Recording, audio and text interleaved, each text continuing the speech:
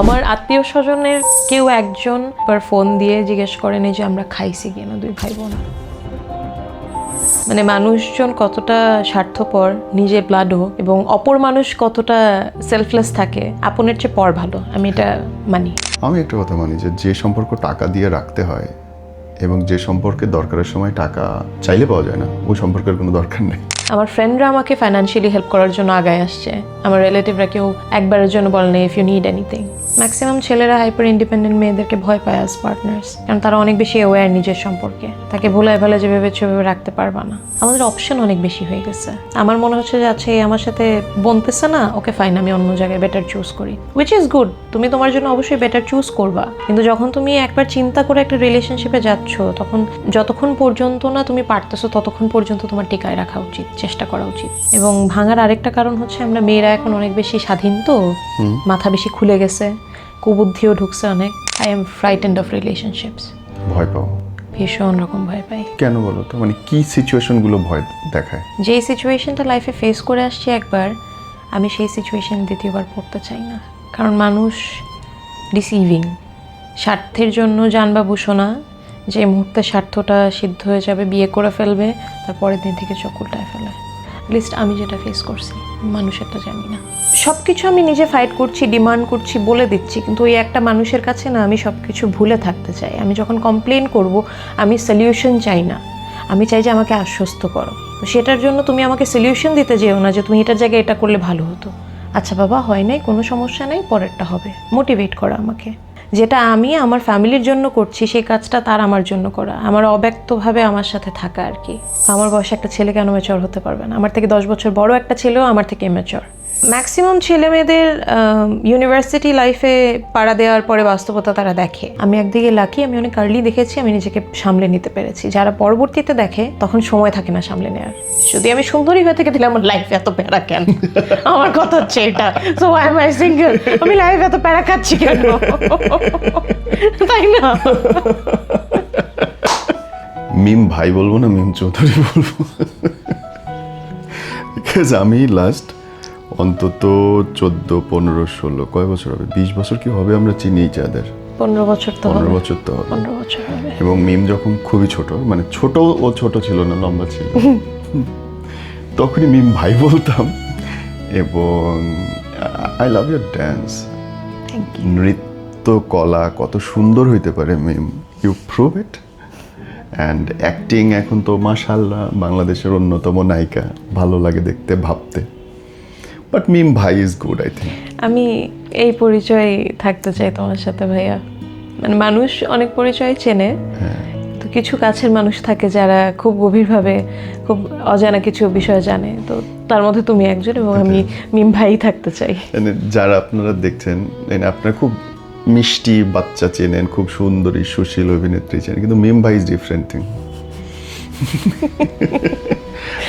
গুন্ডাগিরি ভাই আছে না, সেই রকম আছে। নাচের কয় বছর হলো মিম? নাচে 20 বছর। বাপরে বাপ, 20 বছর হয়ে গেছে। কেমন লাগে চিন্তা করতে, ওই প্রথম দিন যাওয়ার আজকে? মাঝখানে বেশ কিছুদিন প্র্যাকটিস ছিল না, এখন আবার ক্লাস করছি রেগুলার। তো যখন ক্লাসে যাই, যখন আমি শুরু করি, ওই সাইজের পিচ্চিদেরকে যখন দেখি, তখন মনে হয় যে আসলে ভালোবাসার জায়গা থেকে নাচটা ছিল, আছে বলে 20টা বছর কীভাবে চলে গেল টের পেলাম না। তাই না? একদম। আমরা পড়ে যাই উঠি, কিন্তু আমাদের প্রফেশনের মূল জায়গা, ভালোবাসার জায়গাটা দারুণভাবে হেল্প করে। ট্রু। তোমার করে কখনো? তোমার খুব মন খারাপ থাকলে, খুব মন ভালো থাকলে নাচ? আমার তো লাইফের মানে সবচেয়ে বড় টনিকই হচ্ছে নাচ। মন খারাপ থাকলে, ডিপ্রেস থাকলে, নানা কারণেই মন খারাপ থাকে, জীবনের অনেক স্ট্রাগল আছে যার কারণে ডিপ্রেশনেও যাই, তখন ওটা থেকে বের হয়ে আসার একটাই উপায় আমার কাছে নাচ। মন খারাপ থাকলে কেমন করে নাচছে?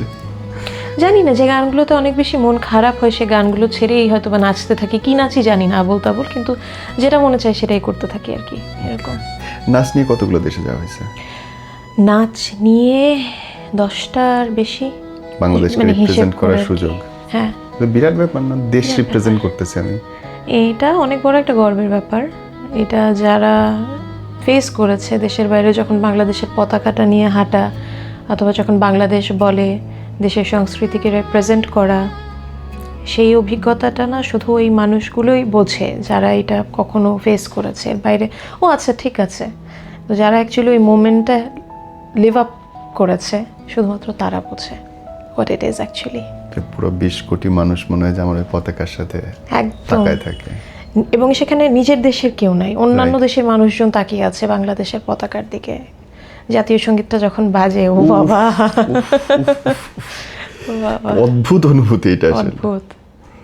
তো, এই নাচ থেকে গানে ঢোকা কতদিন, মানে ইয়েতে নাটকে অভিনয়ে কত সাল ফার্স্ট? 2013 13। ম্যাঙ্গোলি নাচো বাংলাদেশ নাচো, যে অনুষ্ঠানটাতে তুমি ভাইয়া নাম অ্যানাউন্স করেছো আমার, ওই অনুষ্ঠানের পর থেকেই আর কি ঢোকা অভিনয়। ওকে, ইয়া আমরা বাংলাদেশের জন্য করছিলাম, বাংলাদেশের জন্য করেছিলাম একটা অনুষ্ঠান। এবং সেই 3-4 দিনের টানা শুটিংয়ের মধ্যে পুরো সেশনগুলো উঠায় আনতে হয়েছিল। কি টাফ টাইম না? লম্বা একটা সময়, লাইফের খুব প্রেশাস একটা সময়। সকাল থেকে রাত 2টা 3টা 4টা পর্যন্ত আমরা সবাই Shooting একসাথে করছি, ওই একটা স্টুডিওতেই, Right. একটা ফ্লোরেই। পা ফেটে গেছিল বোধহয়, আমি যতদূর মনে করতে হ্যাঁ, পারি, লোহা একটা ঢুকছিল, রিহার্সালের সময় পা ফেটে গেছে, কিন্তু কিছু করার নেই, পা ফাটা নিয়ে পরের দিন আবার নাচতে হয়েছে। নাচতে হয়েছে। তারপরে ম্যাঙ্গোলির বিজ্ঞাপন করা। হ্যাঁ, এরপর থেকেই বিজ্ঞাপনের মানে বিজ্ঞাপনের সূত্রেই অভিনয়ে আসা আর কি। আমার স্ক্রিন টেস্টের জন্য যখন আমি যাই, আমার ডিরেক্টর হওয়ার কথা ছিলেন মাহফুজ আহমেদ, আমার টিভিসির, উনি স্ক্রিন টেস্টে আমাকে পরবর্তীতে ওখান থেকে কাস্ট করে আর কি। তো অভিনয় কী জিনিস জানি না, নাটক নায়িকা নায়ক কী জিনিস জানি না, কল টাইম কাকে বলে, ডেট লক করা কাকে বলে কিছুই জানি না। হুট করে একটা নাটকে কাজ শুরু করলাম এবং হুট করে পথ চলা। এবং 13 থেকে আজকে 13 বছর হয়ে গেল। 13 থেকে 13 বছর আরে হয়ে গেল। বাপরে, অনেক দারুণ সময়। সবচেয়ে এক্সাইটেড ছিল কার সাথে কাজ করতে এই পুরো জার্নিতে? এক্সাইটেড ছিলাম কার সাথে কাজ করতে? আমার না ভাই এক্সাইটমেন্টটা ওভাবে কখনো কাজ করেনি, কারণ আমি যখন কাজ করতে গেছি এক্সাইটমেন্টের জায়গায় নার্ভাসনেসটা বেশি কাজ করছে। হ্যাঁ, কারণ যাদের সাথেই কাজ করছি এরা আমার থেকে অনেক বড়, whether it's Mahfuz Ahmed, whether it's Chanchal Chowdhury, Mosharraf Karim, তারিকা নাম খান, মানে আমার সবসময় হাত পা কাঁপতো, এক্সাইটমেন্টের জায়গাটা ছিল না, আমি কোনটা জানি ভুল করি। আর যেহেতু জানো যে মানে নাচ এবং পড়াশোনার শিক্ষাটা একটা অন্য জায়গা থেকে আসা, আমার টিচাররা এমন মানুষ যে ভুল ত্রুটি করা যাবে না, তো সেখান থেকে কেউ একটা কথা বলে ফেলবে ওই ভয়ে থাকতাম যে কেউ আমার কোনো বিহেভিয়ারে কষ্ট পেলো কিনা, কেউ কিছু বলে ফেললো কিনা, কাজ ঠিকমতো করতেছি কিনা। তো এক্সাইটমেন্টের জায়গাটা কখনোই ছিল না, ছিল নার্ভাসনেস যে ভুল যাতে না করি। দারুণ একটা জিনিস আমি শিখলাম, হেভি জিনিস শিখলাম এই নিয়ে। ভাই, সবচেয়ে পছন্দের হিরোকে সিনিয়রদের মধ্যে, এখনকার মধ্যে? না, সবচেয়ে পছন্দের হিরো, সবার সাথে কাজ করে খুব ভালো লাগছে, বাট স্টার স্ট্রাক বা হিরো যে জিনিসটা ফার্স্ট হ্যান্ড যেটা ফেস করেছি, মাহফুজ আহমেদ, যার সাথে প্রথম আমার লাইফে কাজ করা। এবং উনি যখন ডিরেক্টর তখন উনি একটা রূপে থাকে, যে মুহূর্তে স্ক্রিনের সামনে আসলেন ডিফারেন্সটা কী এবং অভিনয়টা কী বোঝা যায়। একদম বুঝতে পারছি। আমার ফার্স্ট কাজেই ওনার লুক ছিল ফর্মাল লুকে, তো ব্ল্যাক স্যুট প্যান্ট পরা, হোয়াইট শার্ট, ব্ল্যাক সানগ্লাস, উফ ডিফারেন্ট একটা ভাইব। মানে 15 বছর বয়সী একটা মেয়েকে এরকম একটা পার্সোনালিটিফুল পুরুষকে সামনে দিলে অবশ্যই সেই ক্রাশ হবে। ভাইকে দেখলে তো যে কারো মনে মধ্যে বাঁশি বাজতে থাকে রীতিমতো। তো ওই মানে এই টিনেজ বয়সে যখন আমার চোখের সামনে এরকম একজন ব্যক্তিত্ব দাঁড়ানো, আমার মনে করো যে থাকে না যে পছন্দের প্রেফারেন্স লেভেলের স্ট্যান্ডার্ডটাই অনেক উপরে চলে গেছে। একদম, এই কারণে কি প্রেম হয় না? হইতে পারে। এবং আমি যতদূর চিনি মিম, আমি কখনো দেখি নাই যে তুমি কারোর সাথে রিক্সায় ঘুরতেছো। এই অন্তত 16-17 বছরে তো একবার চোখে পড়ার কথা, আর আমরা সবাই কি এলাকায় থাকি তার মধ্যে। মানে প্রেমটা কেন হইল না? ওই যে এক্সপেকটেশনটা অনেক বেশি, পার্সোনালিটি লাগবে। আমার জেনারেশনের ছেলেপেলেদের হয়তো বা আমার জন্য সেটা একটু ল্যাকিংস, আমার ক্ষেত্রে আমার ম্যাচিওর কাউকে লাগবে। এটা খুব মুশকিল না? খুব মুশকিল, খুব ডিসঅ্যাপয়েন্টেডও আমি লাইফে এই বিষয় নিয়ে। কারণ সমসাময়িক কেউ যদি আমার চেয়ে কম ম্যাচিওর হয় বা সমান হয়, তাহলেও তো পছন্দ হবে না।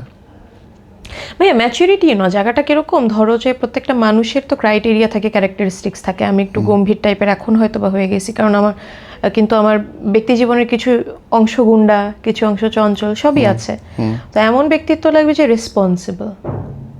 তুমি তো জানো একটা রেসপন্সিবিলিটি রিলেশনশিপের ক্ষেত্রে, প্রেমের ক্ষেত্রে। 1 নাম্বার। আমি একটা মেয়ে মানুষ, আমি যত ইন্ডিপেন্ডেন্ট হই, সে যদি আমাকে বাচ্চার মতো ট্রিট না করতে পারে, তাহলে তো তার সাথে আমার থাকার, আমি তো পৃথিবীর সাথে যুদ্ধ করছি, ওয়ার্ল্ডের সাথে তো ফাইট করছি, সার্ভাইভ করছি। ওই একটা জায়গায় যদি আমার সার্ভাইভ করতে হয়, তাহলে তো এটা হলো না। এই লাইনটা বলো তো, আমি খুব মুশকিলের মধ্যে থাকি মাঝে মধ্যে।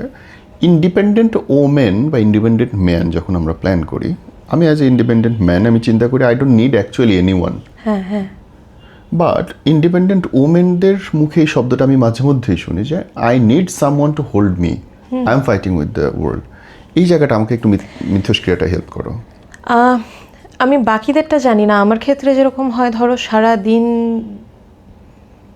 বাহ্যিক জগতের নানা কিছু ফাইট করছি, নিজের ফাইন্যান্সিয়াল জায়গাটা নিজে ব্যালেন্স করছি, ফ্যামিলির চাহিদা নিজে ব্যালেন্স করছি, ওয়ার্ক এরিয়া নিজে ব্যালেন্স করছি। দিন শেষে আমি যদি খুব স্পষ্ট করে জানতে চাই, তোমার খরচ তুমি নিজে টানো? হ্যাঁ হ্যাঁ। মা বাবার কাছে হাত পাততে হয় না? না, আলহামদুলিল্লাহ। ওকে। বরং আমি চেষ্টা করেছি যতটুকু সম্ভব, মেয়ে হিসেবে বা সন্তান হিসেবে প্রথম বাবা মাকে যতটুকু হেল্প করা যায়। ধরো আমার বাবা মা অসুস্থ হলে বা আমার ছোট ভাইয়ের কোনো কিছু দরকার হলে, কখনো তারা আমাকে বলেনি যে you have to do it. আমি নিজের থেকে যতটুকু সম্ভব করার চেষ্টা করেছি। That's beautiful. এবং আমি আমার পড়াশোনা নিজে চালিয়েছি, খুব আর্লি এজ থেকে কাজ শুরু করাতে। কেন প্রেশার দিব যখন আমার একটা স্কোপ আছে? বাবা মাকে কত বছর বয়স থেকে নিজে ইনকাম শুরু হয়? নাচের ক্ষেত্রে ক্লাস 8 থেকে ইনকাম শুরু করেছি। অভিনয় যখন থেকে শুরু করেছি তখন থেকে তো আর্নিং আছে। তো মোটামুটি 15 বছর যাবত নিজে আর্ন করছি, মাশাআল্লাহ, আলহামদুলিল্লাহ। তো যতটুকু হেল্প করা ছিল যায়। হচ্ছে জয়, হ্যাঁ, আমার ছোট ভাইটা এখন তো ইউনিভার্সিটিতে পড়ে। তো ইন্ডিপেন্ডেন্সের জায়গা। হ্যাঁ, তো যেটা হয় ইন্ডিপেন্ডেন্সি জায়গাটা কিরকম ভাইয়া, সব কিছু আমি নিজে ফাইট করছি, ডিমান্ড করছি, বলে দিচ্ছি, কিন্তু ওই একটা মানুষের কাছে না আমি সব কিছু ভুলে থাকতে চাই। আমি যখন কমপ্লেন করব, আমি সলিউশন চাই না, আমি চাই যে আমাকে আশ্বস্ত করো। কোনো একটা কাজ হয় নাই, কোনো একটা প্রজেক্ট হিট হওয়ার কথা ফ্লপ করছে, করুক, হতেই পারে। তো সেটার জন্য তুমি আমাকে সলিউশন দিতে যেও না যে তুমি এটার জায়গায় এটা করলে ভালো হতো। আচ্ছা বাবা, হয় নাই, কোনো সমস্যা নেই, পরেরটা হবে। মোটিভেট করা আমাকে। যেটা আমি আমার ফ্যামিলির জন্য করছি, সেই কাজটা তার আমার জন্য করা, আমার অব্যক্তভাবে আমার সাথে থাকা আর কি। আমাকে প্রিন্সেস ট্রিটমেন্ট, বেয়ার মিনিমাম আমি বুঝি না। অনেক মানুষ এগুলোকে মানে দাড়িপাল্লায় মেপে ফেলে, আমি সেটা বুঝি না। আমার কথা হচ্ছে যে ধরো আমি কোনো একটা জায়গায় যাব, আমাকে নিজের থেকেই, আমার কাছে এটা বড় ম্যাটার যে তোমার কাছে টাকা আছে। আমার কাছে কিন্তু টাকা আছে, তারপরও তার এই জিজ্ঞেস করাটা, I don't need his money, but আমাকে জিজ্ঞেস করা যে তোমার টাকা আছে, কিছু লাগবে আমি দেই। এই যে একবার আই টেক কেয়ার করাটা, ডাজন্ট ম্যাটার আমার ব্যাগে লাখ টাকা নাকি কোটি টাকা, আমাকে সে ব্যক্তিগতভাবে তার যতটুকু সামর্থ্য সেখান থেকে বলা, এটাই হচ্ছে একটা ইন্ডিপেন্ডেন্ট মেয়ের জন্য একজন ব্যক্তি যে তাকে টেক কেয়ার করে। ওকে, তার মানে most of the thing is emotional, যেন কানেক্টেড থাকে। ইমোশনাল জায়গায় কানেক্টেড থাকা, তারপর হচ্ছে রেসপন্সিবিলিটি নেওয়া। একটা রুমে ঢুকছি, দরজাটা সে যাতে আমাকে খুলে দেয়। আমি একটু ওল্ড স্কুল টাইপের, আমার চেয়ারটা সে যদি টেনে দেয়, হ্যাঁ, বা কোনো জায়গায় রাস্তাঘাটে বেরোলাম, সে রাস্তায় আমাকে পেভমেন্টের দিকে সরিয়ে এসে মেন রোডের দিকে হাঁটা। জি, ছোট ছোট জিনিসগুলোই। কিন্তু আমি কিন্তু নিজের দরজা নিজে খুলতে পারি, নিজের চেয়ার নিজে টানতে পারি, সেটা আমি সবসময়ই করছি। কিন্তু যার পাশে আমি আছি তার পাশে থেকে যদি আমার নিজেরই এগুলো করা লাগে, তাহলে সেই মানুষটাকে তো আমার দরকার নেই, আমি তো তাকে পার্টনার হিসেবে চাচ্ছি।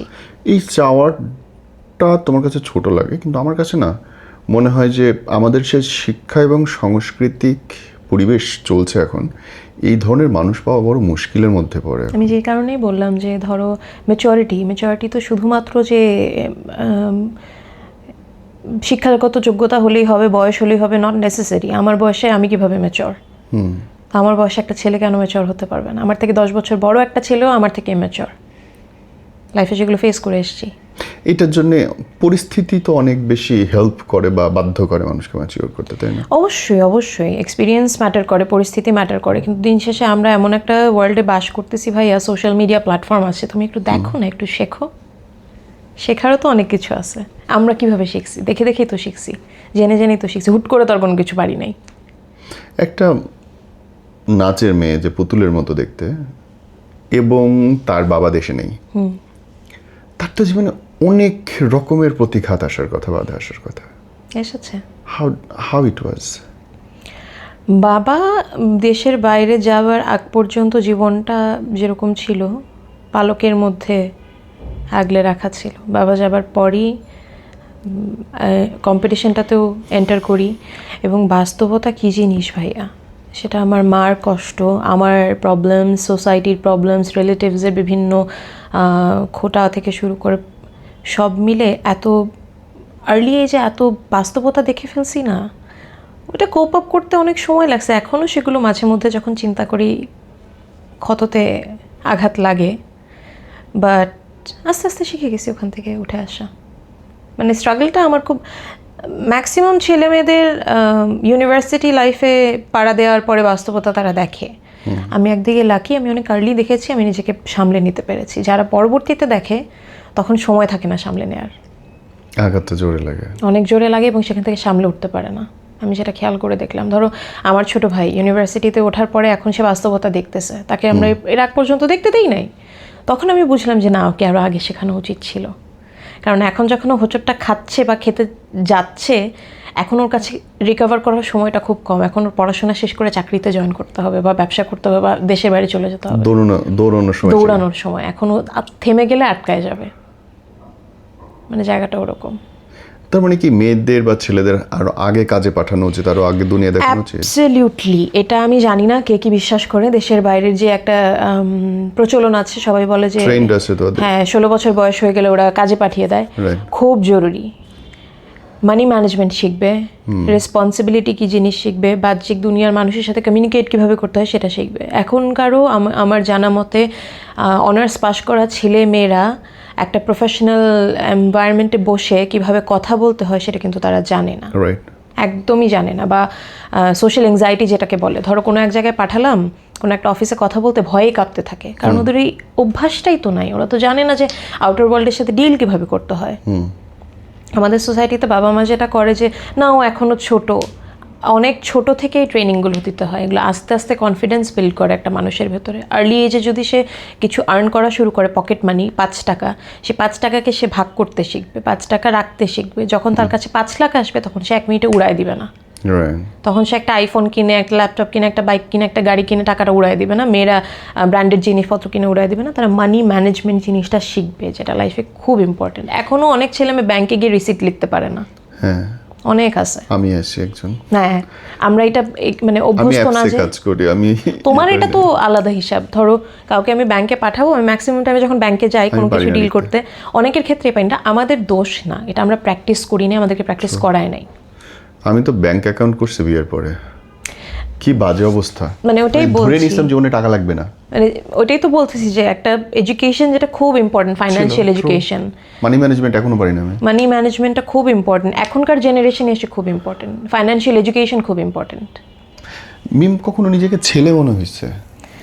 না, আমাকে অনেকে বলছে, একটা সময় আমাকে বিশ্বাস করানোর চেষ্টা করছে, এটা আমার কখনো মনে হয় নাই। আমাকে অনেকেই নাচের ক্ষেত্রে অনেকে বলছে তো ব্যাটাও তো ছেলেদের মতো, ওর ভিতরে মেয়ে মানুষের কোনো নেই। আমার কখনোই মনে হয়, আমার নিজেকে হিউম্যান বিং মনে হয়েছে। আমার ছেলেদের সাথে বন্ধুত্ব বেশি হয়েছে, মেয়েদেরকে আমি কম বুঝি, কম চিনি। এখন আমার ফিমেল ফ্রেন্ডস অনেক আছে, কারণ আমি আমার মেন্টালিটির মানুষজন পাইছি। তখন ছোট্ট একটা গণ্ডিতে ছিলাম, পাই নাই, এই জন্য সবাই বলছে। হচ্ছে দায়িত্বের জায়গাটা। আমি ছেলেই, দায়িত্বের জায়গা থেকে আমি ছেলে, আমি নিজেকে ছেলেই মানি। আমি যতটুকু, আমি ব্যক্তিগতভাবে তোমার পরিবারের সাথে ইনভলভ। হ্যাঁ, আমি একটা শব্দ আমি বলতে চাই না, যেটুকু তুমি বলবে সেটুকুতে আমি আটকে থাকবো। কিন্তু আমি ওই লাইনটাতে আসতে চাই যে do you behave or act or have to behave like a man on the family? I absolutely do. আমি এটা ডিসকভার করেছি আম্মা যখন কোভিডে আক্রান্ত হয়ে 15 দিন আইসিইউতে ছিল, তখন আমি ডিসকভার করেছি। এর আগে আমি আস্তে আস্তে জানতাম, বুঝতাম, বাট তখন পর্যন্ত জিনিসটাকে কোনো নাম দিতে পারিনি। তখন আমি নাম দিচ্ছি যে yes, I am the man of the house, I am. কেমন ছিল সিচুয়েশনগুলো? কোভিডের টাইম, লকডাউন দেশে, বাবা অফিসে, বাবা লকডাউনে আটকা, আমি মা হসপিটালে, পোস্ট কোভিড সিনড্রোমে আক্রান্ত, 50% 60% লাং ব্লক। ডক্টর বলছে উনি আর বাঁচবে না, বলে দিছে। আমি তারপরও বলছি হ্যাঁ, বলে দিছে যে she is not gonna survive, 60% lung block হয়ে গেছে, আর কিছু করার নাই। আমি জিজ্ঞেস করলাম কোনো অল্টারনেটিভ কোনো ট্রিটমেন্ট 0% চান্স আছে? বলে হ্যাঁ, একটা মেডিসিন আছে, একটা ইনজেকশন, সেটা হতেও পারে নাও হতে পারে, 50-50 চান্স। আমি বলছি ইটস ওকে, 50-50 চান্স হলো, আমি সেটা নিব। আমার মা যদি 50-50 চান্সের মধ্যে 50%-এ বেঁচে যায় ভালো, না বাঁচলে আল্লাহ নিয়ে গেছে, কোনো সমস্যা নেই, বাট আমি সেই চান্সটা নিব। That was my call, not my father's, not my brother's, not nobody's, আমার। সাইন করার জায়গাটায় নিজে, হ্যাঁ, ও সবটাই। মাই গড। সাইনটা আমি করিনি, যেহেতু বাবা বেঁচে আছে। ডিসিশনটা আমার ছিল, সাইনটা আব্বুকে করতে বলছি, এবং সেটা ম্যানেজ করা, ইনজেকশন ব্যবস্থা করা, সব কিছু। কারণ কোভিডের মধ্যে পুরো মানে বাংলাদেশ লকড ওই সময়। এবং ডক্টর যখন বলতেছে, মোটামুটি আমার বাবা অ্যাকসেপ্ট করে নিছে যে my mother is not gonna survive, উনিও ভেঙে পড়ছে। আমি বলছি কিচ্ছু আসে যায় না, চলে গেলে চলে যাবে, কিন্তু আমি ট্রাই করতে থাকবো লাস্ট মোমেন্ট পর্যন্ত। আমার আম্মা যদি না বাঁচে ফাইন, আল্লাহ দুনিয়াতে আনছে নিয়ে যাবে, বাট আমি ওনার শেষ নিঃশ্বাস নেওয়া পর্যন্ত আমি ট্রাই করতে থাকবো। ইফ শি সার্ভাইভস, আল্লাহ যদি মুখের দিকে তাকায়, আল্লাহ যদি মুখের দিকে তাকায়, এবং আল্লাহ মুখের দিকে তাকাইছে। She came back. Boldness matters. আমি যেটা দেখলাম যে এই সমস্ত ক্রাইসিস মোমেন্টে মানুষ অস্থির হয়ে যায়। আমি দুইটা কাজ করছি। কোনো রিলেটিভের ফোন ধরি নাই, আমি একদম আমার ফোন সুইচ অফ করে রাখছি। যখন আমার দরকার পড়ছে আমি সবার সাথে কথা বলছি, এবং কাউকে আমার ট্রিটমেন্টে ইনভলভ হইতে দিই নাই, নট ইভেন মাই ফাদার, কাউকে দিই নাই। যেটা হচ্ছে, যেহেতু এভিয়েশন সেক্টরে কাজ করে আসছি, ফার্স্ট এইড ট্রেনিং প্রাপ্ত, ওখান থেকে একটা জিনিস জানি আলহামদুলিল্লাহ, যে ট্রিটমেন্ট যখন কোনো পেশেন্টের করবা, যে কোনো একজন করবা, ফ্যামিলির একজনের মানে বুদ্ধিতে চলবা, সবার কাছ থেকেই নিবা, সাজেশন নিবা, বাট ডিসিশনটা একজন নিতে হয়। ওকে, ধরো আজকে আমি একটা মেডিসিন দিতে বললাম ডক্টরকে, যেটা হয় ডক্টর একটা মেডিসিন দিল, সেটা ট্রিটমেন্ট হচ্ছে না, আমি দেখবো অল্টারনেট কোনটা ভালো আছে, কিন্তু আমি আরেকজনকে কোনো ডিসিশন নিতে বললে সে তার পার্সপেক্টিভ থেকে ডিসিশন নেবে। তখন হয় কি অনেক সমস্যা আমাদের, কিন্তু এটাও একটা অনেক বড় ইস্যু। কে অসুস্থ হয়ে গেলে আমরা 4টা হসপিটালে নিয়ে যাই 4বার, এখানে হয় না ওকে ওখানে, ওখানে হয় না ওখানে, এক একজনের এক একটা কথা শুনতে থাকি, মতামত শুনতে থাকি। আমি অন্য কারো মতামত আমার উপরে মানে এফেক্ট ফেলতেই দিইনি, আমি কারোর সাথে যোগাযোগই করিনি, কথাই বলিনি। আমার সোল পারপাস ছিল টাকা জোগাড় করা আর আমার মার চিকিৎসা করা, কারণ সে আইসিইউতে, এভরিডে আমার বিল আসতেছে, I have to pay for that. So every day আমার সেটার টাকা ম্যানেজ করা, জোগাড় করা, ব্যবস্থা করা, এবং ট্রিটমেন্টের কী লাইন আপ আছে সেটা দেখা। অন্য কারোর সাথে কথা বলতে গেলে আমার মাইন্ড ডাইভার্ট হয়ে যাবে, আমি ভেঙে পড়বো। আমি আর জয়, আমার মনে আছে আম্মুকে যেদিন ডিসচার্জ করছে আইসিইউ থেকে, ক্যাবিনে দিছে, সব বিল পে করে তারপরে আমরা পাশের হোটেলে খাইতে বসছি। এই পর্যন্ত আমরা খাই নাই 2 ভাই বোন, একদম। আমাদের দুজনের মাথায় ছিল ব্যাক অফ দ্য মাইন্ড, বাবা তো এমনিই ভেঙে পড়ছে, বাবা কোভিডে অফিসে আটকা, কিচ্ছু করতেও পারতেছে না। আমাদের দুজনের কথা হচ্ছে একবেলা খাওয়াতে যদি টাকাটা নষ্ট হয়, যদি এখানে বিলে কম পড়ে যায়। তুমি হেসে হেসে বলতেছো, but how pathetic it is. It was. এবং আমার আত্মীয় স্বজনের কেউ একজন ওই 15 দিনে একবার ফোন দিয়ে জিজ্ঞেস করেনি যে আমরা খাইছি কিনা 2 ভাই বোন। দেয়ার আর রিলেটিভস ইন ঢাকা শহর, অনেকে আছে। মানে মানুষজন কতটা স্বার্থপর, নিজে ব্লাডও, এবং অপর মানুষ কতটা সেলফলেস থাকে, আপনের চেয়ে পর ভালো। আমি এটা মানি, আমিও মানি এই কথা। আমি এটা খুব বেশি করে মানি। আমার ফ্রেন্ডরা আমাকে ফাইন্যান্সিয়ালি হেল্প করার জন্য আগায় আসছে, আমার রিলেটিভরা কেউ একবারের জন্য বলে নেই ইফ ইউ নিড এনিথিং। মাতব্বরি করার জন্য সবাই ফোন দেবে, এই জন্য আমি কারো ফোন ধরি নেই। আমি ক্ষণে ক্ষণে সবাইকে আপডেট দিতে পারবো না যে আমার মার 60% লাং ব্লক থেকে 65 হয়েছে, আমি সেটা পারবো না। বাট কেউ আমাকে বলে না যে ডু ইউ নিড 5,000 টাকা, নোবডি সেড দ্যাট। তো আমি কেন শুনতে যাবো তাদের কথা? এক্স্যাক্টলি। বাবা রাগ করে মাঝে মাঝে, আমি আমার ওই আত্মীয় স্বজন দরকারই নেই যারা আমার বিপদের সময় কোনো খোঁজ নেয় নাই। আমি একটা কথা মানি যে সম্পর্ক টাকা দিয়ে রাখতে হয়, এবং যে সম্পর্কে দরকারের সময় টাকা চাইলে পাওয়া যায় না, ওই সম্পর্কের কোনো দরকার নেই। আমি ভাইয়া সে সমস্ত মানুষের সাথে সম্পর্ক রাখতে খুব ভালোবাসি যারা বিপদের সময় চোখ বন্ধ করে আগায় আসে, হ্যাঁ, এবং তাদের বিপদের সময় আমিও চোখ বন্ধ করে আগায় আসি। এবং এরা অধিকাংশই পরিবারের বাইরের মানুষ। পুরোটাই পরিবারের বাইরে মানুষ। পুরোটা বলতে অস্বস্তি হচ্ছিল না, আমার ক্ষেত্রে আমি মানে খুব স্ট্রেট ফরওয়ার্ড বলি, অনেকে বলবে খুব কর্কশ। আসলে কর্কশ হওয়ার কিছু নাই, যেটা ফ্যাক্ট সেটাই বলতেছি। কারণ মন রক্ষা করে তো আমার লাভ নাই, নিজের মন। সেটাই। As far I know your মানে এই শব্দটা অনলাইন দেওয়া যাবে না, বাট বি গেভ অ্যালোন। হ্যাঁ, পাহাড়ের চূড়ায় বা ঘরের মাথায় মানুষটা সবসময় একা থাকে। একা থাকে। অস্বস্তি লাগে না, কষ্ট লাগে না? না, আলহামদুলিল্লাহ ভাইয়া, মানুষের ক্ষেত্রে যাই না, আমার ক্ষেত্রে I have my brother, I have my mother, I have my father. আর কেউ না থাকুক, বাবা মা একটা different generation, different relationship, I have my brother. ছোট ভাইটাকে জানি না, নিজেই হয়তো বা ট্রেনিং দিয়ে বড় করছি, যেহেতু আমার সবচেয়ে ভালো বন্ধু, আমার সবচেয়ে ভালো বন্ধু, আমার জীবনের একমাত্র বন্ধু আমার ভাই। আর আমার কাছে লাগে যে ওরা তো তুমি সন্তানের মতো মানুষ করছো। একদমই একদমই, আমার বাচ্চা মানে ফার্স্ট চাইল্ড যদি আমাকে বলতে বলো, আমার ছোট ভাই আমার ফার্স্ট চাইল্ড অবশ্যই, কিন্তু ওর সাথে আমার সম্পর্কটা কখনো বড় বোন ছোট ভাইয়ের না, বরং এক বন্ধু। এবং এখন এসে এই সময়ে এসে ও আমার বড় ভাই। রাস্তায় কখনো সে আমাকে একা পার হতে দেয় না, সে আমার হাত ধরে আমাকে সাইডে রেখে সে পার হয়, কোনো কিছু লাগলে আপু আমি করতেছি। The treatment you want from the হ্যাঁ, the treatment I always wanted from my partner. এবং আমি জানি না, হয়তো বা সাবকনশিয়াস মাইন্ডই আমাকে এভাবে বড় করছি, যাতে আমি যেগুলো ল্যাক ফেস করছি, কোনো পার্টনার, ওর রেসপেক্টিভ পার্টনার সেটা ফেস না করে। That's nice. ফেমিনিন এমন কোনো বিষয় নেই যেটা সম্পর্কে সে জানে না, যেটা পরবর্তীতে তার লাইফে কাজে দিবে না। সুইট। যতভাবে এডুকেট করা যায়, ফিমেল হাইজিন থেকে শুরু করে ফেমিনিন মেনস্ট্রুয়েশন থেকে শুরু করে what ever it is, I tried my best. যে আমরা সবাই মানুষ, মেয়ে ছেলে ভেদাভেদ করার চিন্তা করো না, এবং কিছু জিনিস সবসময় রেসপেক্ট করবা। এটা কি ওই বিমানে কাজ করার সময় এই ট্রেনিংগুলো হয়েছে? না, বিমানে কাজ করার সময় ট্রেনিং হয়নি, এগুলো কেন জানি মানে বিল্ট ইন আমার ভেতরে ছিল। হয়তো বা ওই যে একটু টমবয়স ছিলাম দেখে, মেল সাইকোলজি ছোটোবেলা থেকে একটু বুঝি, এবং আমি নিজে একটা মেয়ে মানুষ, আমার নিজস্ব কিছু সাইকোলজি আছে, সব জায়গায় মিলাই আর কি মনে হয়েছে। আমি আমার ছোটো ভাইকে আমার মনের মতো করেই গড়ে তুলছি, যে আমি যেরকম মানুষ লাইফে চাইছি। Can I ask your love life? How is going?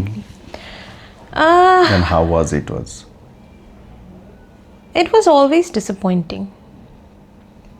কেন মনে হয়, বা কি রিজন ছিল ফেস করছো, কি ধরনের reason? You know, a very big part of my life, I am frightened of relationships.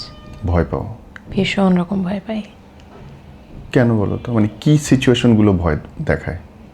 যেই সিচুয়েশনটা লাইফে ফেস করে আসছি একবার, আমি সেই সিচুয়েশন দ্বিতীয়বার পড়তে চাই না।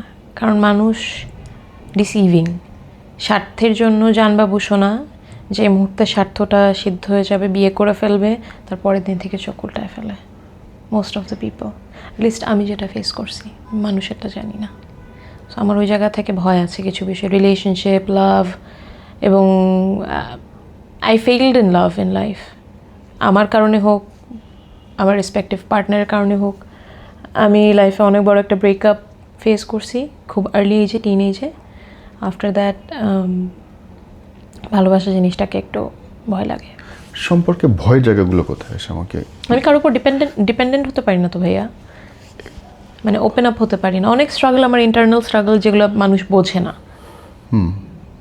একটু যেমন রিসেন্টলি আমি ভাবতেছি যে আমি একটা গাড়ি কিনবো। তো এটা নিয়ে আমার এক ফ্রেন্ডের সাথে কথা বলতেছিলাম যে আমি গাড়ি কিনবো, এরকম এরকম টাকা পয়সা লাগবে। তো বলছে তোমার বাবার কাছ থেকে না? আমি বলছি হ্যাঁ নিতে পারি, I have to pay him back. বলে you have to pay him back? আমি বলছি it's not like I have to, I am going to. তোমার আর আমার রিয়ালিটি অনেক আলাদা। বাপের পয়সায় বেড়ে ওঠা একটা ছেলে আর নিজে ইন্ডিপেন্ডেন্ট একটা মেয়ে, দুজনের রিয়ালিটি ডিফারেন্ট। মানুষের সাথে আমি সাইকোলজি মিলাতে পারি না। তো আমার পয়েন্ট অফ ভিউ বোঝার মতোই তো নাই লোকজন। যারা বোঝে তারা লাইফে আমার মতো পার্টনার চায় না। ম্যাক্সিমাম ছেলেরা হাইপার ইন্ডিপেন্ডেন্ট মেয়েদেরকে ভয় পায় অ্যাজ পার্টনার্স, কারণ তারা অনেক বেশি অ্যাওয়্যার নিজের সম্পর্কে।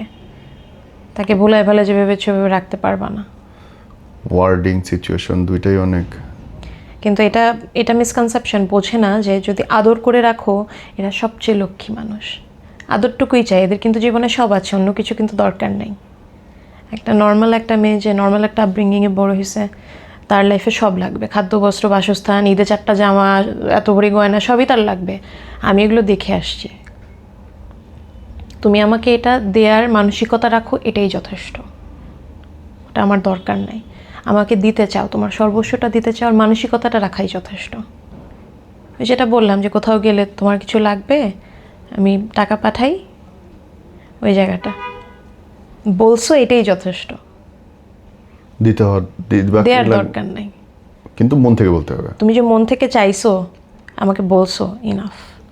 তোমার সৌন্দর্য কি কখনো তোমার রিলেশনশিপের জন্য নেগেটিভ ছিল? আমি সুন্দর বলে আমি বিশ্বাস করি না ভাইয়া। You are. আমি সেটা কখনোই, আমি বাহ্যিক সুন্দর কিনা সেটা আমি কখনোই বিশ্বাস করি না। আমি মানি যে আমি মন থেকে একটা সুন্দর মানুষ, আমার ভিতরে কোনো রকম কালি নাই, আমি কারো খারাপ চাই না, হিংসা করি না, কাউকে কখনো ইচ্ছাকৃতভাবে কষ্ট দিই নাই, মন খারাপ করার মতো কথা বলি নাই, কাউকে কান্নাকাটি করাই নাই। আমি রাগী মানুষ, এটা আমি জানি, কিন্তু কখনো কারোর সাথে খারাপ বিহেভ করিনি। আমি মন থেকে একটা ভালো মেয়ে, ভালো মানুষ, সুন্দর মানুষ, এটা আমি জানি। বাহ্যিক রূপ আমার কতটুকু আছে না আছে আমি জানি না, কারণ এটা যদি থেকেও থাকে আমার জন্য ডিসঅ্যাডভান্টেজ। যদি আমি সুন্দরী হয়ে থেকে তাহলে আমার লাইফ এত প্যারা কেন? আমার কথা হচ্ছে এটা। So I am I single, আমি লাইফ এত প্যারা খাচ্ছি কেন? তাই না? আমি আর উল্টো জিজ্ঞেস করছিলাম যে সৌন্দর্য হয় কি, যে সুন্দর মানুষদের প্রতি পার্টনাররা অনেক সন্দেহ প্রবণতা থাকে, ইনফিরিয়রিটি কমপ্লেক্স থাকে, আটকায় রাখতে। এটা সৌন্দর্য তো লাগবে না। আমি যে প্রফেশনে আছি বা আমার যে ধরো প্রিভিয়াস ব্যাকগ্রাউন্ড, আমি নৃত্যশিল্পী, আমি অ্যাক্টর, আমি সিনেমা করছি, আমি ক্যাবিন ক্রু ছিলাম, প্রত্যেকটা প্রফেশনই তো মানে সন্দেহজনক প্রফেশন। আমরা যে জায়গায় কাজ করতেছি মানুষ যদি এমনি সন্দেহ করে, সৌন্দর্য তো বাদই দিলাম ফ্যাক্টর, যদি থেকে থাকে, এমনি তো মানুষ কত কথা বলে। কিন্তু ছিল কিনা, মানে রিলেশনশিপ এটা ফেস করছো কিনা? না, আমি নিজেকে সবসময় এভাবে ক্যারি করছি, যার কারণে আমার পার্টনার হয়তোবা শুরুর দিকে বাইরের স্পেকুলেশনে কথাবার্তায় যে মিডিয়ায় কাজ করে হ্যান ত্যান শুনতে পারে, কিন্তু আমি কখনো এরকম কোনো কিছু করি নাই লাইফে। একটা মানুষ তো অ্যাটলিস্ট 10 দিন মিশলে বোঝে। তারপর আমার মনে হয় না যে, আমি কনফিডেন্টলি বলতে পারি আমার পার্টনারের ফেতের জায়গাটা কখনো নষ্ট হওয়ার কথা, কারণ আমি কখনো এভাবে ক্যারি করিনি নিজেকে। তুমি যেটা বললে যে কখনো রাস্তাঘাটে আমাকে কোনো জায়গায় রিক্সায় ঘুরতেই দেখো না, কারণ আমি 10টা বাজলে বাসার ভিতরে চলে যাই। So disappointing. আলা এত বড় বাচ্চা কারণ নিয়ে ঘুরতেছেন, এটা খুব ডিসঅ্যাপয়েন্টিং। মানে বড় ভাই বলো, বাবা বলো, এটা খুব টেনশনে থাকে যে আমার বেশ ঝামেলা করি। নাই, তার মানেই ঝামেলা আছে, দেখা যাচ্ছে না, তাই সমস্যা কই একটু ভাব নিবা, ওই ঘুরবি না। আম্মা এক সময় বলতো যে তুই তো বয়ফ্রেন্ড নাই কেন, তুই জীবনে প্রেম করিস না কেন, হোয়াটস রং উইথ ইউ? প্রেম করার মতো মানুষ তো লাগবে, এক্স ফ্যাক্টর ওয়ালা মানুষ লাগবে, তো যার সাথে তো প্রেম করতে পারবো না। আমার তো মানুষটা এরকম লাগবে যাকে 10 জন দেখে মানে বলে যে না, okay, you choose the right one. হ্যাঁ, ওরকম কাউকে লাগবে। ওই প্রশ্নে আমি থাকতেই চাই, রিলেশনশিপে কি ধরনের প্যারা সহ্য করছো? আমি ক্লিয়ার হইতে পারি নাই। রিলেশনশিপে কী ধরনের প্যারা সহ্য করছি? সবই ঠিক আছে ভাইয়া। প্যারাটা যেরকম সহ্য করছি সেটা হচ্ছে যে এই যে পার্টনাররা বুঝতে পারে না আমার পার্সপেক্টিভ, অথবা আমি খুব গ্রে টাইপের একটা মানুষ, এটা আমি সবসময় বলি। আমার not white and black, not black and white. আমি কোনো মানে এটা সাদা এটা কালো এটা মানি না। আরে বাপরে, মানি না কেন? কারণ আমি নিজেই তো ফেস করছি, অনেকবার দেখছি যে ধরো আমি ইন্ডাস্ট্রিতে কাজ করতেছি নায়িকা হিসেবে, এটা সবার কাছে খুব খারাপ একটা প্রফেশন। আমার ঘরেও নায়িকা। হ্যাঁ, মানে ওইটাই খুব ম্যাক্সিমাম মানুষের কাছে খারাপ একটা প্রফেশন। কিন্তু আমি যাদের সাথে কাজ করতেছি, আমি কাজ করতে গিয়ে দেখলাম যে হ্যাঁ, আমরা অভিনয় করতেছি, আমরা প্রেমের অভিনয় করতেছি, একটা ছেলের হাত ধরতেছি, কিন্তু আমাদের কো আর্টিস্টের ভেতরে যে সম্মানটা, সবার ক্ষেত্রে কিনা আমি জানি না, আমাদের ক্ষেত্রে যে সম্মানটা সেটা খুবই সুন্দর। তো মানুষের কাছে সেটা ব্ল্যাক হলেও তো আমার কাছে হোয়াইট। রাইট, এটা তো একটা গ্রে লাইন। আমি নাচ করি, মানুষ বলতে পারে যে নৃত্যশিল্পী, কি জানি নাচের মেয়ে শব্দটাই তো বিচ্ছিরি। আমি তো কথক ডান্স করি, এখানে বাজে জায়গার তো কোনো অপশনই নাই। আমি তো কখনো আমার শরীর দেখে নাচ করতেছি না, আমার হেড টু টো কভার করা থাকে। আমি একটা আর্টকে রিপ্রেজেন্ট করতেছি। এটা তো ব্ল্যাক অ্যান্ড হোয়াইটের মধ্যে আমি তো গ্রেতে মাখাই গেলাম কেমনে? কি খারাপ কাজ বলতেছে মানুষ, কিন্তু সেটা তো আমার কাছে ভালো, তাহলে এটা কিভাবে আমার জন্য ব্ল্যাক অ্যান্ড হোয়াইট হইলো? এই সরি, বাইরের প্রসঙ্গে চলে যাচ্ছে। এই যে ধরো তোমরা যারা ক্লাসিক্যাল নাচ শিখছো আর এখন যেটা টিকটকের নাচ দেখি আমরা, মানে how you tolerate actually? We don't tolerate. বিষয়টা আমরা একদমই ইগনোর করে গেছি। টিকটকে যারা নাচতেছে আমি খারাপ বলতেছি না, অনেক ভালো ভালো ডান্সারদের টিকটক আছে, বাট টিকটকটাকে এবং মানে কিছু মানুষ এটাকে ইউজ করছে নেগেটিভ ওয়েতে, অনেকে প্রফিট করছে। বাট যারা নাচতে পারে না তারা যদি নাচে তাহলে সেটা দেখতে তো বিচ্ছিরি লাগবেই। ইন্টারন্যাশনাল অনেক ডান্সার্স আছে যাদের নাচ আমরা টিকটকে দেখি, রিলে দেখি। প্ল্যাটফর্ম ইউজ করাটা বিষয়, প্ল্যাটফর্মটাকেই নেগেটিভলি এখানটা কালটিভেট করা হয়েছে। মানে যেটা হচ্ছে সবকিছুতেই তো তোমার নেগেটিভ পাবলিসিটি অনেক বেশি আগে হবে, যে কোনো একটা বাজে জিনিসের পাবলিসিটিটা বেশি হবে, মানুষ দেখে বেশি। তো আমি যদি এখন একটা স্লিভলেস গেঞ্জি পরে নাচি, মানুষ ওটা বেশি দেখবে। আমি যদি একটা সুন্দর পারফরমেন্স দিয়ে, বোরিং দেখবে True. না, ভালো জিনিস তো কেউ দেখে না। দেখে না। তো ওই জায়গা থেকেই টিকটকটাকে ওইভাবে ক্যাশ করছে কিছু কিছু মানুষ। তাই বলে আমি তাদেরকেও খারাপ বলতে পারি না, তারা মার্কেটিং স্ট্র্যাটেজি কাজে লাগাইছে, আমরা পারি নাই। আমরা পারি নাই। এটা আমার ব্যর্থতা, আমি লিটারালি এটা বলি। ট্রু, আমরা মিলিয়নে দাঁড়ায় আছি, মানুষের 10 মিলিয়ন 50 মিলিয়ন হইছে। এটা আমাদের ব্যর্থতা, আমাদের ইগো, আমাদের মোরাল লাইনের কারণে হয়তো বা আমরা পারি নাই। দাঁড়াও টি শার্টটা খুলি। ও না, পুরুষ মানুষের টি শার্ট খুললে কেউ দেখবে না।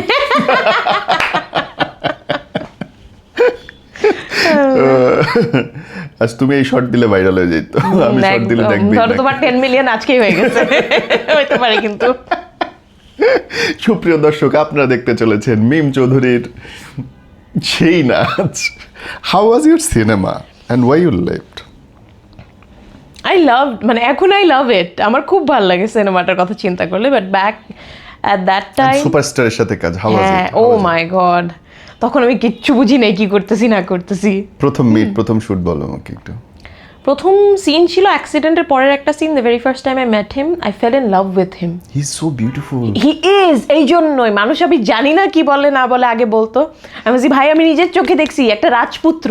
সাকিব খান রাজপুত্র, একটা বললে রাজকুমার। কম বলা হয়। মানে আমরা যে স্বপ্নের রাজকুমার যেটাকে কল্পনা করি, উনি আসলেই এতটা সুন্দর ও মাই দেখতে। গড, সাকিব খান আমি তো সুন্দর দেখি সুপুরুষ। সব নায়িকার চেয়ে সুন্দরী। হ্যাঁ, একজন সুন্দর সুপুরুষ এবং নিজেকে সে সবসময় ভাবে ক্যারি করছে। রাইট।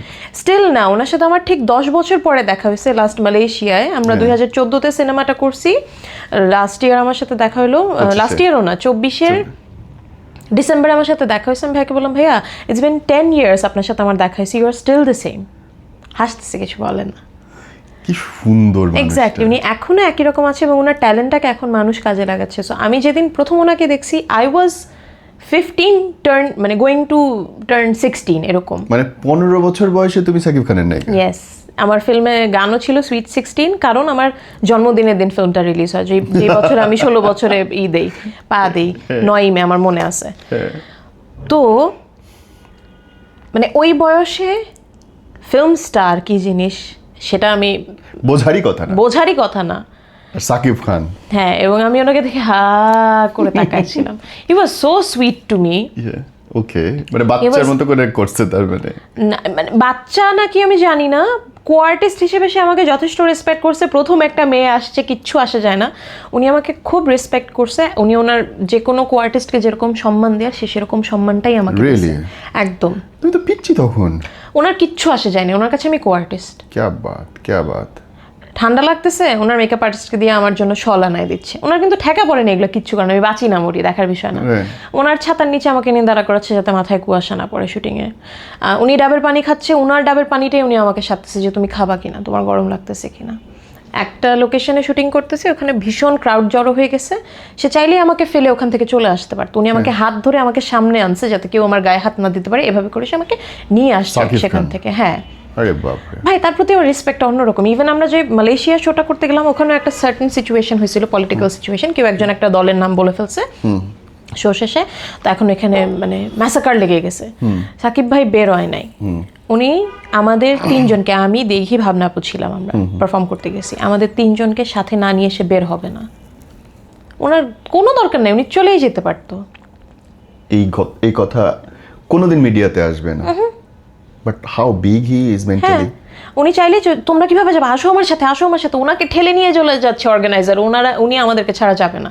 পরে অর্গানাইজার বলছে ওনাদের গাড়ি আছে, ব্যবস্থা আছে, আপনি আগে বের হন, আমরা ওদেরকে বের করতেছি। উনি স্টিল যাবে না। ইভেন যখন আমরা হোটেলে এসে পৌঁছাইছি, নক করে জিজ্ঞেস করছে যে আমরা হোটেলে পৌঁছাইছি কিনা। মাই গুড গড। ভাইয়া, মানুষ কিন্তু মানে আল্লাহ তাআলা কিন্তু রিজিক এমনি এমনি দেয় না, মন যদি না থাকে। বাইরের মানুষ যে যতই বলুক, আমি এটা মানি। আমি কোনোদিন শুনি নাই কারো মুখে, এটা কেউ কোনোদিন বলবেও না। How good human being Shakib Khan. হ্যাঁ, কত বড় বড় স্টার, মানে সিনেমা লেভেলে না, আরও এসে টিভি সেলিব্রিটিদের স্টারদেরকে দেখছি চোখের সামনে, ফিরেও তাকায় না। তুমি কে কি, বা একটা নতুন মেয়ে বসলে যেই ডমিনেট করার ট্রাই করে, ধারের কাছে নাই উনি এগুলার। He is from another world, ওনার দরকার নাই তো।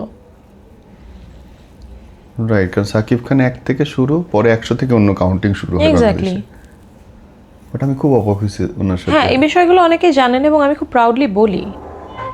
আমি এটা বলছি না যে সে আমাকে প্রায়োরিটি দিছে, He's that human being. হ্যাঁ উনি, আমি ব্যক্তি মিমকে প্রায়োরিটি দেয় নাই, উনি ওনার কো আর্টিস্ট বা ওনার আশেপাশে যারা থাকে তাদেরকে প্রায়োরিটি দিছে। উনি সবাইকে সম হিসেবেই দেখে। রিসেন্ট একটা ইন্টারভিউতেও উনি মেবি বলছিল যে নাটকের নায়িকা সিনেমার নায়িকা বলে তো কিছু নাই, নাটকের অভিনয় শিল্পী সিনেমার অভিনয় শিল্পী সবাই সমান অভিনয় করছে, রাইট। তাই না? জায়গাটা তো ওরকমই। বাহ, রোমান্টিক সিন কেমন ছিল সাকিব খানের সাথে? কেমন জানি ছিল, ভেরি নার্ভাস।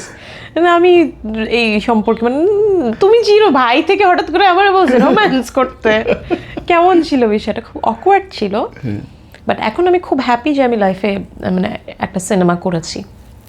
সরে আসার যেটা পয়েন্ট বলতেছিলাম, সরে আসার কারণ হচ্ছে তখনকার সিনেমার যে it was a massive hit, it was a massive hit, মানে এখনো মানুষজন দেখায় এরকম।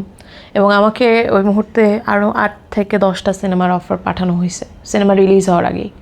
নাচের মেয়ে, লম্বা, অল্প বয়স্ক, হয়তো দেখতে সুন্দর, অভিনয় টুকটাক পারি। নিজের সম্পর্কে তার কোনো ইয়ে নাই। আমার কাছে আমার ল্যাকিংসই তো ধরা পড়বে ভাইয়া। অ্যাক্টিং মোটামুটি জানি, চোখ টোক কাজ করে, নাচতে শিখছি যেহেতু, চোখ টোক কাজ করে। এবং আমার ফিল্মের ডাবিং আমি নিজে করছি, ফার্স্ট ফিল্মের ডাবিংয়ে আমাকে করাইছে। তো সেখান থেকে অনেকগুলো ফিল্মের অফার আসে, কিন্তু তখনকার যে কালচারটা এফডিসির একটা, ব্যাক ইন 2013-14 রিলিজ হয় মুভি, কালচারটার সাথে আমি খাপ খাওয়াইতে পারিনি। ওকে। কারণ আমি আসছি শিল্পকলা একাডেমির ফ্লোরে রিহার্সাল করা একটা মেয়ে, সেখান থেকে হঠাৎ করে এফডিসির যে একটা কালচার, আমি কোনোভাবেই খাপ খাওয়াইতে পারিনি। ওকে। যার কারণে আর কি সিনেমা করা হয়নি পরবর্তীতে। সো নেক্সট কি কোনো চিন্তা আছে যদি গুড? হ্যাঁ, আমার কাছে অফার 2-3টা আসছে, কিন্তু আমি বলছি যে ভাই আমি যদি সিনেমা আবার করি, এটা আমার ব্যক্তিগত ইচ্ছা, আমি জানি না আমি যোগ্য কিনা। আমি যার সাথে কাজ করে আসছি আগে, আমার লাস্ট কাজটা, আমি তার সাথে আবার পরবর্তীতে ফার্স্ট কাজটা করতে চাই। যদি সেটা কখনো হয় হবে, না হবে। নায়িকা সংকট তো চলছেই আমাদের ইন্ডাস্ট্রিতে আসলে। আমাদের টেলিভিশন নাটক নিয়ে আমি একটু কথা বলতে চাই, যদি মতামত দিতে অস্বীকার না করো, যে নাটকের ধরনের মধ্যে অনেক চিপ ব্যাপার আসছে না? অবশ্যই। এতে কি আর্টিস্টরা কোনোভাবে দায়ী? এক পর্যায়ে দায়িত্ব, যুগটা তো ভাইরালের চলে আসছে, যুগটা তো আর মানে একটা কোয়ালিটিফুল কন্টেন্টের আসে নাই। আগে মানুষ নাটক দেখতো নাটকের কোয়ালিটি দেখে, এখন মানুষ নাটক দেখে নাটকের ভিউ দেখে, এবং কাস্টও করা হয় ভিউ দেখে। ডিরেক্টর বলো, রাইটার বলো, আর্টিস্ট বলো। এখন 1 কোটি মানুষ একটা নাটক দেখলো মানে 1 কোটি মানুষ ওই নাটকে সাপোর্ট করলো। তার মানে ওই নাটকই হইতে বাধ্য বাজার নীতি অনুযায়ী, ডিমান্ড থাকলে সাপ্লাই হইতে হবে। বাধ্য না হইলেও আমাদের যে মেন্টালিটি, সেটা হচ্ছে যে ব্যবসা করাইতে হবে, তো ভিউ মানে টাকা আসতেছে। এখন আমি একটা গল্প, আমাকে সবাই বলছে তুমি গ্রামের নাটক কেন করো, আমি বললাম তোমরা আমাকে দাও, শহরের নাটক দাও, আমি করতেছি। দিচ্ছ না তো, তাহলে আবার এই কোয়েশ্চেন কেন করতেছো? কিন্তু চলে তো গ্রামের নাটকই আসলে। নাটক বিগ বাজেট মানে অল্প বাজেট সবই শুনতেছি, আমি অল্প বাজেটের কাজ করি, ওকে ফাইন, তুমি আমাকে একটা বিগ বাজেটের নাটকে কাস্ট করে দেখো, তুমি তো সেটা করবা না, তুমি তো সেই রিস্কটা নিবা না। As a director, as a producer, তোমার যদি সেই ব্যাকবোনটা না থাকে, তাহলে তুমি কিভাবে আমাকে কোয়েশ্চেনটাই বা করো? পুবাইলের নায়িকা বলতেছে, সবাই তো পুবাইলে এখন কাজ করতেছে, এখন তো সবাই পুবাইলে। গ্রামের ছাড়া এখন তো আর কিছু চলে না আসলে। না, পারিবারিক নাটক অথবা গ্রামীণ নাটক 2-3টা হিট হয়েছে, অন্যান্য টাইপের নাটক ওটা হিসেবের মধ্যে ধরে না। হ্যাঁ, তো চিপনেসটা তো এই কারণেই আসছে ভাইয়া। এখন ধরো ট্রেন্ডের সাথে তো গা ভাসায় দিচ্ছি আমরা। আবার এটা তো প্রফেশনও, তোমার তো ডেট বিক্রি করতেই হবে। হ্যাঁ, না আমাকে যেরকম রিসেন্টলি অনেকেই বলতেছে যে তুমি গ্রামের নাটক কেন করতেছো, তুমি একটা আর্টিস্টের সাথে কেন কাজ করছো? আমি বলছি ভাই, আমি তো এটাকে প্রফেশন হিসেবে নিছি। হ্যাঁ, আমার তো টাকা আর্ন করতে হবে, আমার তো চলতে হবে। তোমরা যে কথা বলতেছো যে মানে সারা বছরে একটা প্রজেক্টের জন্য আমি ওয়েট করব, ফাইন, আমি ওয়েট করতে রাজি আছি যদি আমি ফাইন্যান্সিয়ালি অতটা ফ্রি থাকতাম। ফাইন্যান্সিয়াল ফ্রিডম থাকলে আমার টাকা আর্ন করার দরকার নেই, আমি কাজের জন্য কাজ করতেছি। আমি সারা বছর স্যান্ডেল ঘেসে ঘেসে একটা কাজের জন্য ওয়েট করতাম, সেটা করা আমার পক্ষে সম্ভব না। একটা বাজে জায়গায় কথা বলি, সবাই বলে ভিউয়ের জন্য প্রত্যেকটা স্টারই এখন নিজেদের সোশ্যাল মিডিয়া মেনটেন করে। আমি তোমার মিডিয়া মেনটেন করা দেখি নাই, কেন বলো তো? না টিকটকে, না ফেসবুকে, না না ইনস্টাগ্রামে? না, আমার ইনস্টাগ্রাম একটা জায়গা, নিজস্ব পছন্দের জায়গা। আমি সেটা নিজের মতো করে যতটুকু অর্গ্যানিক ওয়েতে মানুষ পছন্দ করে আমি নিজে যেটা ভালো লাগে সেটা পোস্ট করি, কত ভিউ আসবে সেটা চিন্তা করি না। জানি না ভাইয়া, কখনোই আমি নিজেকে সোশ্যাল মিডিয়াতে এত স্মার্ট মনে করি নাই, এবং সোশ্যাল মিডিয়া যে এতটা ইম্প্যাক্ট ফেলবে আমার আর্টের ক্ষেত্রে সেটা আমি কখনো চিন্তা করি না। But it is nowadays. হ্যাঁ হ্যাঁ, ইট ইজ। কারণ লাস্ট আমি তোমার একটা পোস্ট দেখলাম যে একটা 21শে পদক নিয়ে তুমি কথা বলতেছো। Will you agree to talk about it? Yes, I will. প্রতিবাদ করেছো দেখলাম একটা। হ্যাঁ, প্রতিবাদের জায়গাটা এরকম খুবই মানে নিজের কাছেই খারাপ লাগে যে আমাদেরই একজন সহশিল্পীকে নিয়ে এভাবে বলতে হচ্ছে। প্রথমত নিজের কাছেই একটু লজ্জা লাগে। কেন লাগে? যে সে অবশ্যই গুণী, সে অবশ্যই যোগ্য, কিন্তু তার থেকেও বেশি যোগ্য মানুষজন আছে। জায়গাটা ওই জায়গায় যে আমার সমবয়সী একজন 21শে পদক পাচ্ছে বা আমার থেকে একটু সিনিয়র পাচ্ছে, I am happy about that. But প্রবলেমটা ওই জায়গায়, তাকে যারা তৈরি করেছে তারা এখনো বাংলাদেশে বেঁচে আছে, জীবিত। আমাকে যদি এখন ধরো আমার গুরুর সামনে আমাকে সম্মাননা দিচ্ছে, আমি সেই সম্মাননা কিন্তু নিতে পারবো না, না। Neither me. আর দেবাশিস দা কোন স্টেজে থাকলে আমি উঠি না, নিচে বসে থাকি। আমাকে দিলে আমি নিতে পারবো না, সেটা আমার ব্যক্তি জায়গা থেকে। তো সেটা কিভাবে জাস্টিফাইড হয় আমাকে বলো? হতেই পারে সে অবদান রেখেছে, কিন্তু তার থেকেও অনেক বেশি অবদান রাখা মানুষ আছে যাদেরকে এখনো মূল্যায়ন করা হয়, যাদেরকে মূল্যায়ন করা হয়নি। তো আমি তাদেরকে বাদ দিয়ে তোমাকে কিভাবে কংগ্রাচুলেট করি? আমি ব্যক্তি মানুষটাকে চিনি না, একজন নৃত্যশিল্পী হিসেবে চিনি। She is a very good dancer, সে কাজ করছে, ভালো কাজ করছে। তার থেকে এরকম আরও 10 গুণ 20 গুণ ভালো কাজ করে আসা মানুষেরা আছে যারা সেই সম্মাননাটা পায় নাই। আমি তার জন্য ক্ল্যাপ দিয়ে অন্যদেরকে অসম্মান করতে পারবো না। আমার প্রতিবাদটা ওই জায়গায়। তোমার কি কোথাও মনে হয় যে আমাদের বাংলাদেশের ছেলেদের বদলের দরকার আছে? কোথায়? মেয়েদের ক্ষেত্রে আমি জানি না, মেয়েদের ক্ষেত্রে আমি জিজ্ঞেস করছো না দেখে বলছি না। বেসিক লাইফ স্কিল শেখা খুব জরুরি ছেলেদের। এরকম আমাদের রান্নাবান্না করা, ঘর গোছানো, ছেলেদের এগুলো জরুরি। তার নিজের জন্য জরুরি, পরবর্তী লাইফের জন্য জরুরি। কারণ আমরা যে এরকম ইকোনমিক্যাল সিচুয়েশনে লাইফ লিড করতেছি, হাজব্যান্ড ওয়াইফ দুজনেরই কাজ করে খাওয়া লাগবে আগামী কয়েক বছরে। বাইরের দেশের মতোই গৃহিণী ঘরে থাকবে আর হাজব্যান্ড কাজ করে আসবে, ওইভাবে জীবন চলবে না, শান্তিতে চলবে না। তখন যেটা হবে যে ওয়াইফ যদি বাসায় না থাকে, তাকে সাপোর্ট করার জন্য বা নিজের ঘরটাকেও গুছায় রাখা যায়, যে রান্না যে একটু করা যায় নিজের জন্যই। এগুলোকে তো আমরা মেয়েদের কাজ হিসেবে দেখে এসেছি। এটাই বললাম, এটা বেসিক লাইফ স্কিল। বিদেশে গেলে যখন পড়াশোনা করতে যাচ্ছে তখন কে করে খাওয়ায়? কেউ তো করে খাওয়ায় না। সেটার জন্য অ্যাটলিস্ট শিখুক। মা অসুস্থ হয়ে গেলে বাসায় হঠাৎ করে একদিন নিজে যাতে খেতে পারে, খাওয়াইতে পারে সবাই, সেটার জন্য অ্যাটলিস্ট শিখুক। আমার বাসা সবাই জানে, আমাদের এই জন্য কোনো ইস্যু হয় না। কেউ কারোর জন্য বসে থাকি না। সে আসলে রান্না করলে তারপর খাবো। বাবার ক্ষেত্রেও না, মার ক্ষেত্রেও না, ভাইয়ের ক্ষেত্রেও না, আমার ক্ষেত্রেও না। কোনো একটা পরিবারে কাজের হিসেবটা বলো তো, যে তোমার কি মনে হয় যে মেয়েদের বা ছেলেদের অড জব করা, রেস্টুরেন্টে কাজ করা, এই জিনিসগুলো বাংলাদেশের জন্য কতটুকু ঠিক বা ঠিক না? আমাদের বাংলাদেশে স্যালারি সিস্টেমটা তো খুব মেসড আপ। আমি তো মানে নিজে নিজে এক্সপিরিয়েন্স করতে গিয়ে দেখলাম যে ছোটো ভাই যখন ইন্টার পাস করলো, বসে আছে আইএলস করতেছে, বা অন্যান্য বন্ধুরা ভাবলো একটা পার্ট টাইম জব করি, গিয়ে দেখলো খাজনা থেকে বাজনা বেশি। পার্ট টাইম জব করতেছে ঠিকই, কিন্তু যে কষ্টটা করতেছে ওরকম টাকা তো পাচ্ছে না। আমাদের এখানে তো আওয়ারলি সিস্টেম না, ডে সিস্টেম না, মান্থলি সিস্টেম। মান্থলি সিস্টেমে তো পোষায় না ছেলেপেলেদের। করা উচিত ওই যে আবার একই কথা, কাস্টমার সার্ভিসে কাজ করলে বেসিক লাইফ স্কিল শিখবে। অল্প বয়স থেকে যদি কাজ করে তাহলে কনভারসেশন কীভাবে হোল্ড করতে হয়, একটা মানুষের সাথে কীভাবে ডিল করতে হয়, সোশ্যাল অ্যাংজাইটি দূর হবে। কিন্তু সেটার স্কোপটা তো নাই, পরিস্থিতিটা নাই তো। আবার ধরো আমি যদি তোমাকে এসে বলি, আমি ইন্টার পাস করা একটা মেয়ে, যে আমাকে একটা কাজ দেন, তুমি তো বলবো ইন্টার পাস করছো কী দেবো, যা অনার্স টনার্স শেষ করে এসো। যদি না হাতের কাজ পারে, মেন্টালিটি তো এই জায়গায় আছে। কিন্তু হাতের কাজ পারলে তো আবার তার জন্য লাইফটা ডিফারেন্ট। হাতের কাজ বলতে এনিথিং, ইলেকট্রিক্যাল ইঞ্জিনিয়ারিং বলো, বিদ্যুতের লাইন বলো, সেটা করে কয়জন, শিখে কয়জন, বা শেখায় কয়জন?